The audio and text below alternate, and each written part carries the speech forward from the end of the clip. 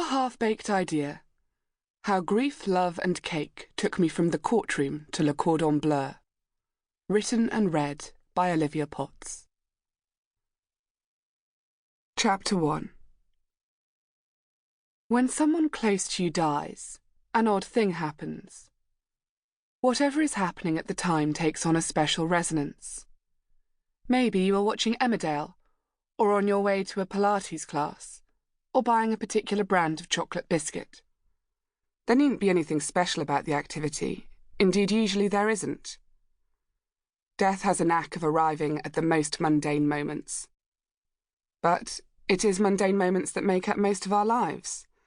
And so, without meaning to, you'll probably find yourself returning to that activity and reliving the death over and over. Emmerdale becomes harder to watch. Pilates loses its appeal. As time passes, grief slows. It moves from a gasping stab to a dull ache. It moves from standing in front of you, obscuring your vision, to one pace behind you, present, distracting, but unremarkable.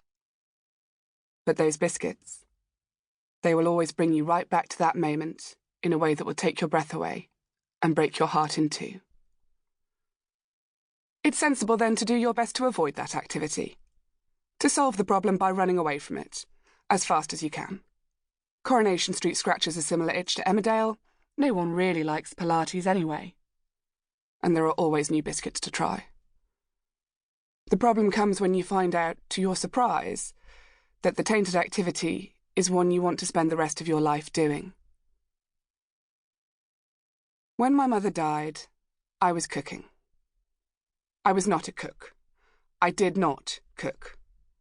I ate high street chain sandwiches, supermarket-filled pasta, and more takeaway kebabs than I was comfortable admitting. My rare haphazard forays into the kitchen led to fallen cakes, burnt biscuits, and stringy stews. But I had recently started dating a man who was very keen on cooking, and whom I was keen to impress. One weekend he suggested that we cook together for friends, and I thought, oh God, that sounds like a terrible idea.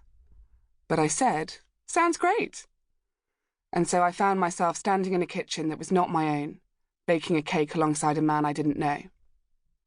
Meanwhile, 275 miles away, my mother was dying. I'd spoken to my mother earlier that day on the phone. I told her about this man and what I took to be his faults. He wasn't sure he wanted children, and he'd recently returned to vegetarianism, something I had inexplicably taken as an affront. Don't worry, darling, Mum had replied.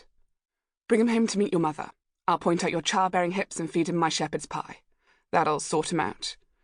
When I met your father, he was wearing a blue velvet dinner suit. You can change anything, she had concluded. I'd laughed and told her it would be a good story to recount if we ever got married. She'd yawned, and we'd said goodbye to one another. I didn't know then what I would know 16 hours later. That yawn was a death knell, a swan song. A yawn, so commonplace, so trivial, that meant she wasn't getting enough oxygen. A yawn that said she was dying. Later I would replay that conversation, that yawn, over and over again. Her body was already preparing itself for what would happen over the next few hours.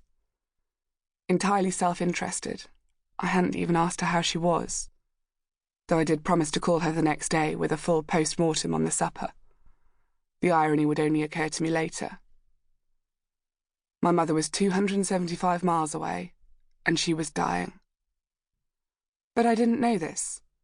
So I drank, and I laughed, and I presented the cake I had made for the evening, a clementine and almond cake, the one cake I knew how to bake, proudly. I did the washing up, badly, drunkenly. The man who was not my boyfriend later redid this washing up, not mentioning the shoddiness of the original job, in that quiet way that is peculiar to a couple who have not yet established their status as a couple. I'd half done the washing up, and then I'd slid into a bed that was not my own.